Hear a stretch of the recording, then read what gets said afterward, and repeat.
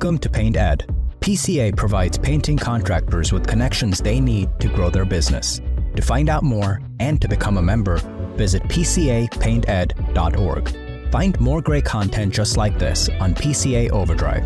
A subscription to the platform is included with membership. For all you non-members out there, sign up for a free trial. PCA Overdrive is available on the App Store and Google Play.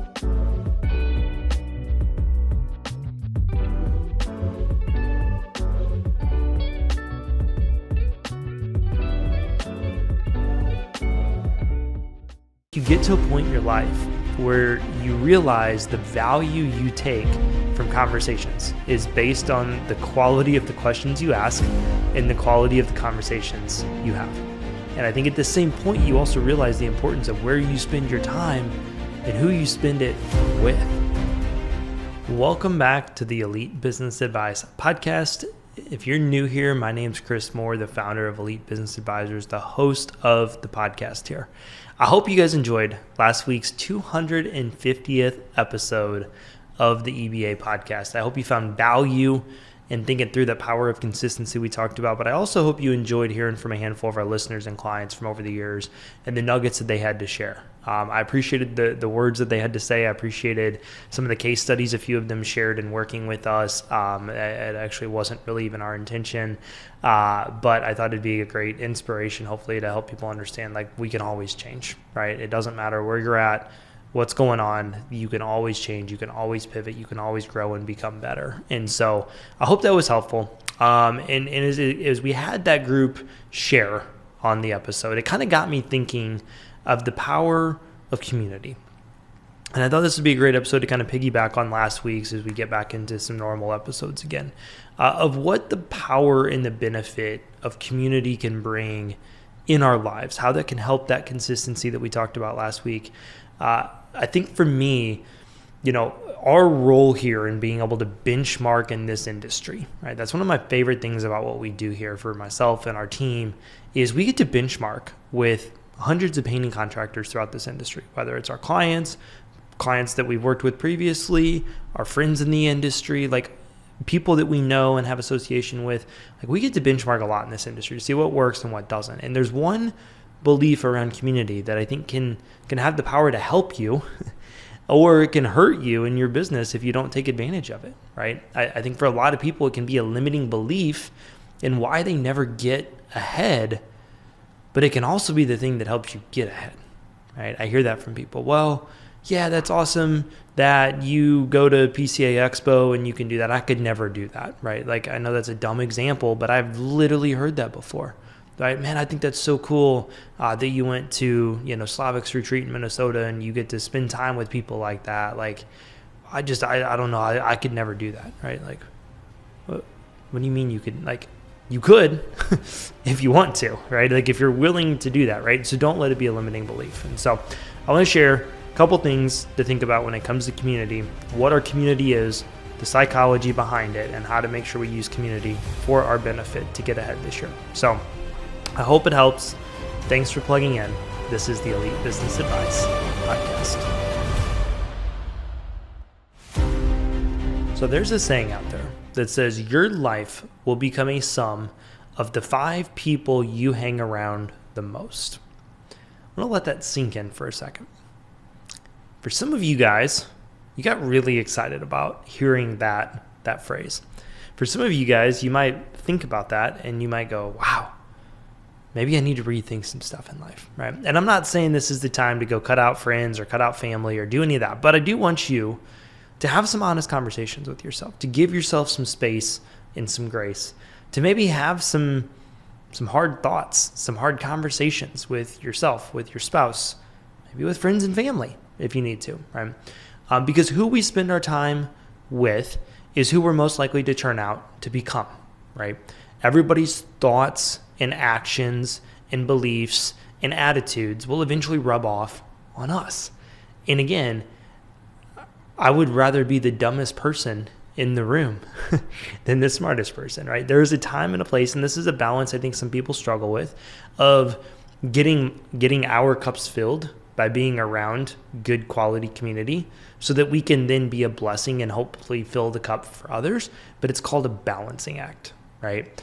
Anyways, I won't go down a rabbit hole there. I could go off on a complete tangent just in that. I think you get the concept behind it, right? The 5 people you hang around the most is who you're most likely to become. So think about that. Who do you spend the most time with? Who do you spend the most time associating with? Who do you open yourself up to? I think community extends a lot further. I mean, that's just a big picture, overarching, that's personal, that's business, that's everything, right?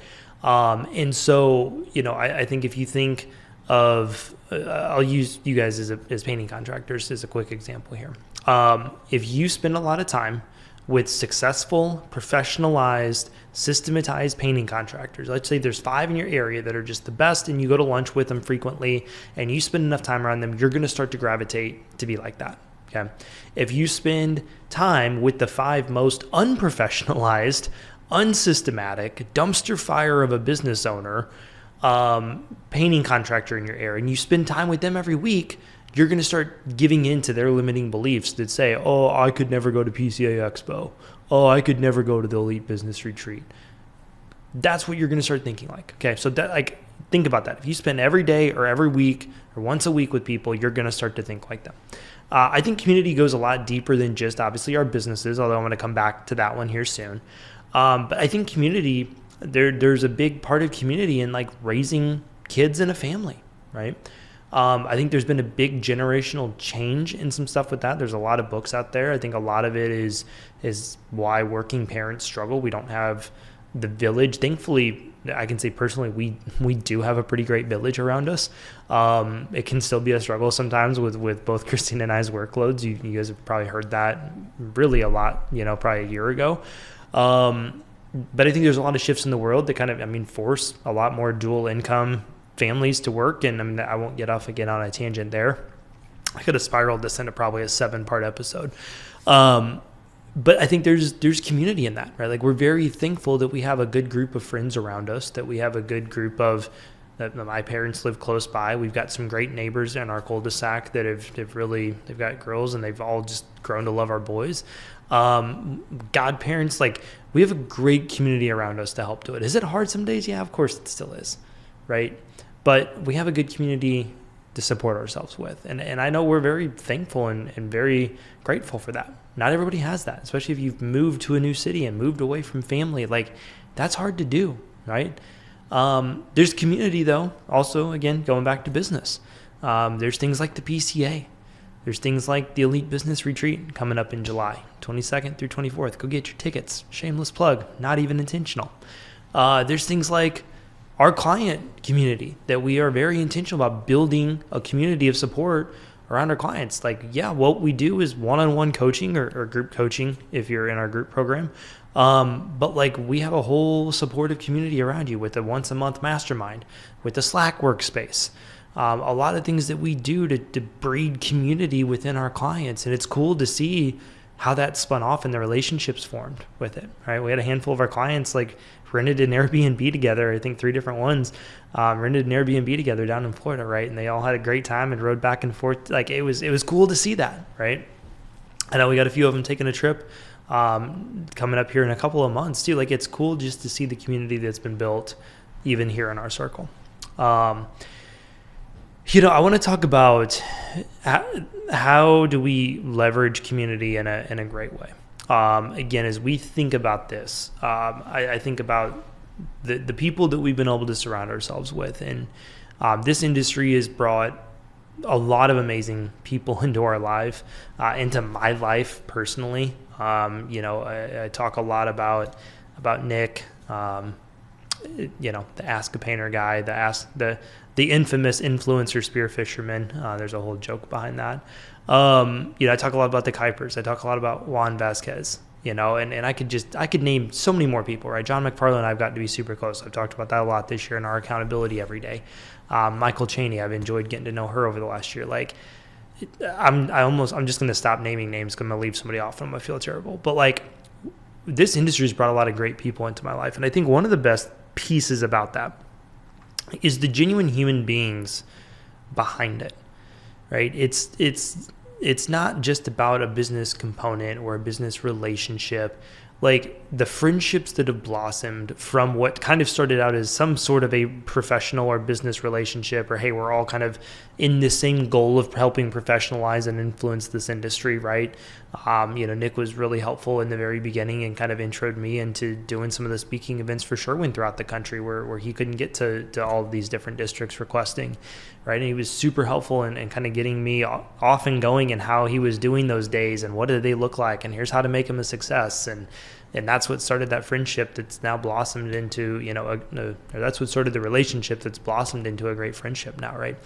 But there's a lot of genuine human beings in this industry. And that's, to me, those are the people you want to surround yourself with. I talk a lot about the quality of conversations that you have.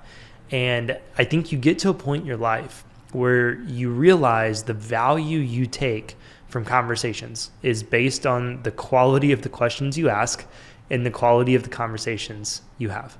And I think at the same point, you also realize the importance of where you spend your time and who you spend it with.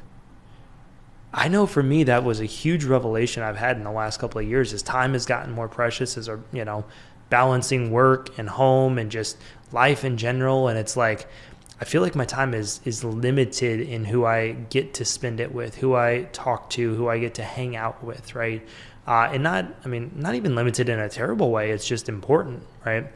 And I think about people in my life like Matt and Maggie, who we were in Nashville a couple years ago with some friends. We went down for a Titans-Jaguars football game, spent the weekend with them, and Christina and I went and grabbed dinner with Matt and Maggie. And it was really probably one of the first times she got to hang out with them. And as we were leaving Uber and back to go meet back up with Rocky and Twyla, yes, those are their names, and they are from Oklahoma. That's a great joke. God, I love them to death. They're our boys' godparents. But as we were heading back to go meet up with them, Christina looked at me, and we probably had dinner for an hour and a half, 2 hours. I don't know. She looked at me and she said, "I see why you think so highly of them." And I was like, "What do you mean?" And she was like, "They're just great people. They're just great people that she's like, I just feel great leaving that dinner," right? Like it was just the conversations I had. It wasn't like, "Oh, so how's the weather in St. Louis right now?" Right? Not that it had to be a big, lifelong, tell me your life vision and what do you want out of life? It wasn't even that. It was just good conversations about parenting and about marriage and about life and what's important to us and what are our family goals and what are you guys doing with your kids that we should be thinking about for years down the road. And it was just that, right?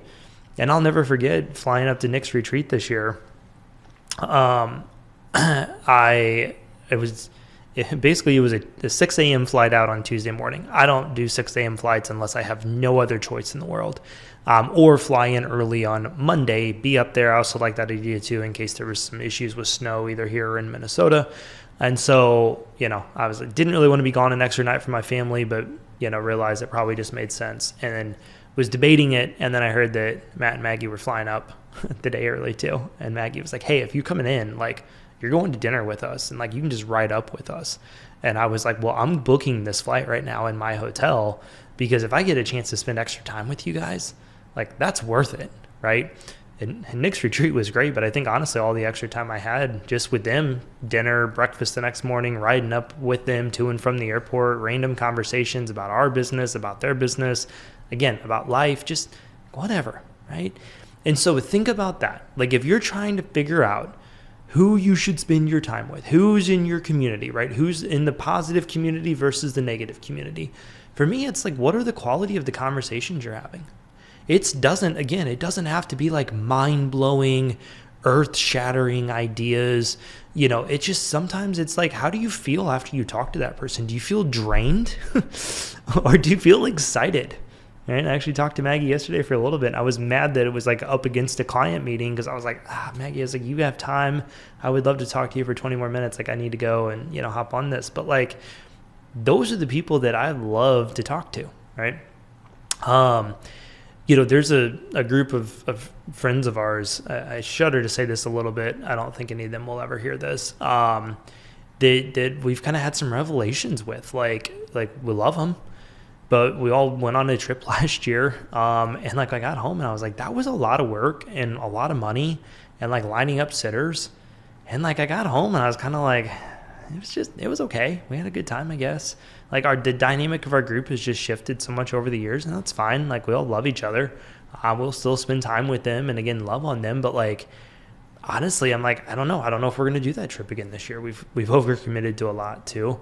And so I really hope none of them ever actually listen to this episode. I'll feel really terrible about that. But like for us, it's just, I'm like, I don't know. Right. But I would guess if Matt and Maggie called and were like, hey, do you want to come to the lake that weekend and just like hang out with us and our kids and you bring your boys and do it? Like pretty good chance we'd be gone.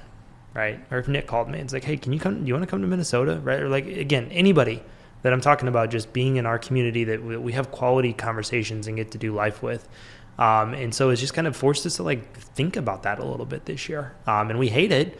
And I'm trying to navigate that on a personal level. Maybe this is me going through therapy, thinking about that, but like I'm struggling with it a little bit, but at the same time, like I don't want to go on that trip again and get home and be like, it was okay. Like I'd rather wait and do something awesome. Right. And so I'm trying to be more guarded when who I spend my time with and in what ways too, do I spend my time with everybody. So, as I mentioned earlier, I mean, I'm super grateful for the community that we built in this industry. I mean, Nick did a talk a couple years ago, that, you know, it was, I think at Expo in I want to say 24. And he talked about how the PCA had built him, right? And I feel like the PCA, the painting industry, that it's completely built who we are here at Elite Business Advisors. It's completely built me as a person. We have, without a shadow of a doubt, the best community that supports us as a company, but honestly, most importantly, supports me as a human, supports our team as people. There's a level of genuineness behind that. And it's built through PCA and through Sherwin-Williams and everybody that's kind of brought into our lives. And it's humbling to think about. It's really cool to see. But honestly, I think like I would encourage you, as I kind of start to wrap this episode up, to think about what is the community you have around you. Are you plugged into our client community here? Are you plugged into PCA? Are you coming to our retreat? Are you in a gathering group in your area? Are you in a group with other business owners in your community and your network, right? Is that a positive thing or a negative thing, right? I know just because you're out involved in the community and networking, whether it's chamber, BNI, other groups, like sometimes it's a great thing because again, you're with people that are pulling you further ahead. Sometimes it's like a negative thing where it's just like a good old boys club and they all just want to complain and talk about how nobody can find good employees anymore, right? That's not the people I want to be with, right? If you hear somebody mention that in a group and like 7 other people chime in and like they turn into a big discussion about how nobody can find good employees anymore, that may not be the type of people you want to spend your time with. Like that's a great red flag right there, right? Limiting beliefs are not good. And so take this episode, take the awareness around the community. Watch for the people that you're spending your time with. Is it good? Is it bad? Find the people that are going to continue to pull you along. Find the people where you're going to have a mastermind and a think tank and learn from and become more like them. Not that you have to idolize them. There's a lot of unhealthiness when you get into that, but just be more like them and how they run their life, how they run their business. I'm going to leave you with this thought from my good friend Maggie Kuiper. Who would have thought that putting liquid on walls would bring so many amazing human beings into my life? Thanks for plugging into this week's episode. I hope you're able to take a few nuggets away from it to implement into your business. Remember, knowledge without implementation is useless. If you're curious about what we do and how we help painting contractors all over North America, schedule a free business analysis meeting with us at www.elitebusinessadvisors.com. Our entire team of advisors have ran and managed painting companies just like myself and are here to help support you on your journey. We have packages available for contractors at every stage of business, from flying solo and just starting out, all the way to multi-million-dollar businesses. And lastly, if you loved this episode, please leave us a rating and a review. It helps others on the platform find our podcast, and it could be the best blessing that's ever happened to them thanks to you. Thanks for plugging in, and we'll see you back for next week's episode. This episode is brought to you by Bear.